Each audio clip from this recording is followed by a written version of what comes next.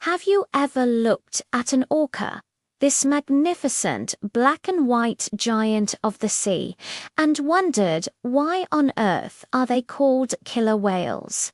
The name sounds so menacing, right? Especially when you see them gracefully gliding through the water.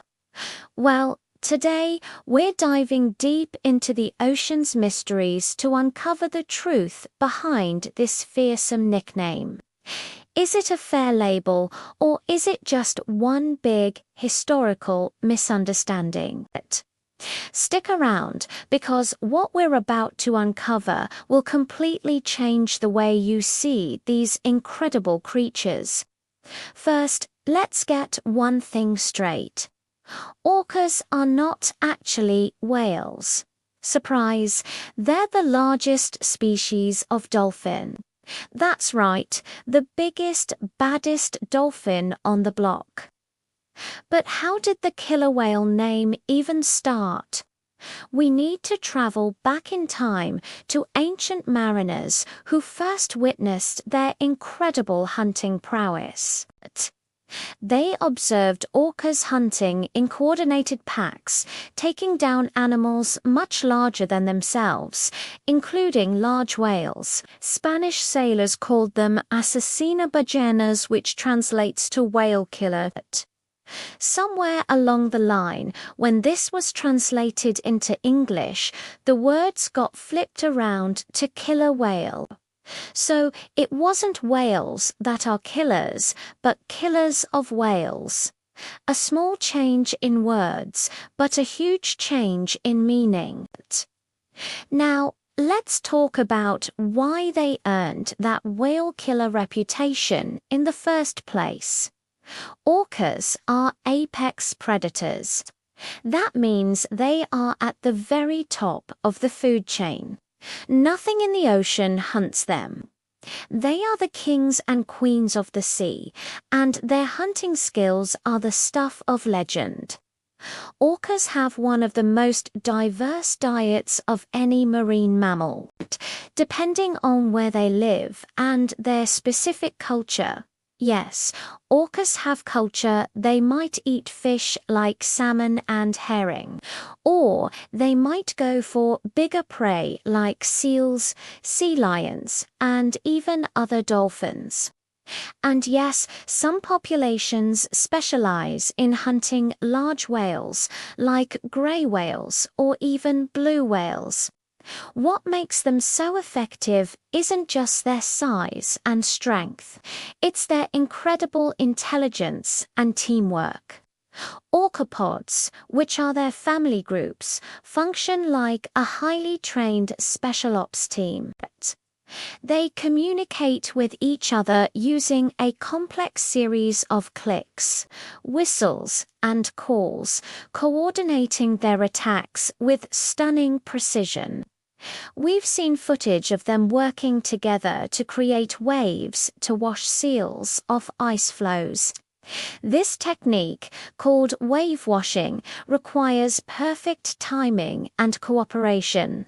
One orca will give a signal, and the whole pod will swim in a tight formation, creating a massive wave that knocks their unsuspecting meal right into the water. It's a brilliant, calculated strategy that shows just how smart they are. Another mind-blowing hunting technique involves something called carousel feeding. When hunting schools of herring, orcas will herd the fish into a tight ball, then slap the ball with their powerful tails. The shock wave from the slap stuns or kills the fish, making them an easy meal. It's like using a sonic weapon. They don't just charge in wildly. They plan, they communicate, and they execute with a level of sophistication that rivals any predator on land.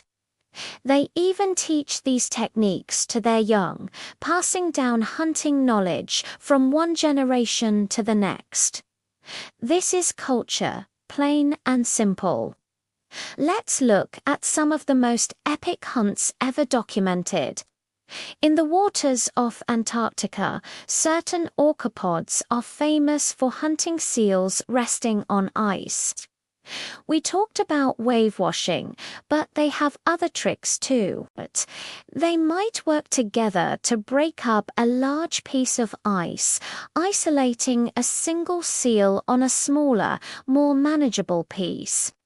Then they'll create chaos, bumping the ice, and even spy hopping, popping their heads out of the water to get a better look, to confuse and disorient their prey. It's a game of strategy, and the orcas are grandmasters. Then there's the epic showdown between orcas and great white sharks.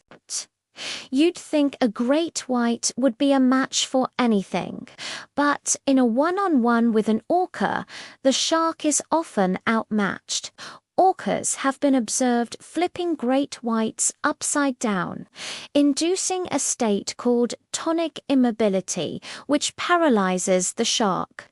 They then target the shark's liver, which is rich in oil and highly nutritious.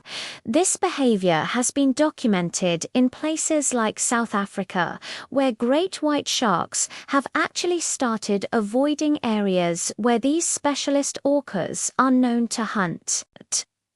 The hunter becomes the hunted. And what about hunting large whales? This is where the whale killer name truly came from. A pod of orcas might pursue a grey whale calf and its mother for hours. They work in relentless relays, wearing the whales down. They'll try to separate the calf from its mother, ramming it and preventing it from surfacing to breathe. It's a brutal, drawn-out process, but it's a matter of survival for the orcas. These hunts provide a massive amount of food for the entire pod. It's a stark reminder that nature, while beautiful, is also about survival of the fittest.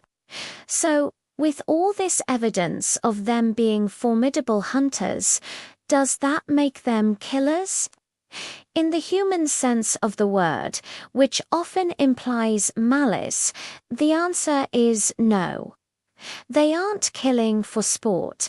They're hunting to survive, to feed their families, just like a lion on the savannah or a wolf in the forest. The term killer whale is a bit of a PR problem for them. It paints a picture of a mindless monster, when the reality is a creature of profound intelligence, complex social bonds, and incredible adaptability. They are powerful providers, not malicious murderers. In fact, despite their fearsome reputation and power, there has never been a single documented case of an orca killing a human in the wild. Not one. There have been a few instances of bumps or nips, usually cases of mistaken identity, but never a fatal attack. Think about that. These predators, capable of taking down a great white shark, swim alongside humans in the ocean and choose not to harm them.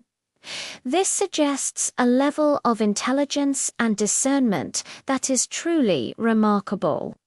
They seem to know that we are not on their menu. Many researchers and conservationists now prefer to call them by their scientific name, Orcinus orca, or simply orcas. This helps to move away from the sensationalized killer whale label and encourages people to see them for what they truly are. Highly intelligent, socially complex animals that play a vital role in the ocean's ecosystem.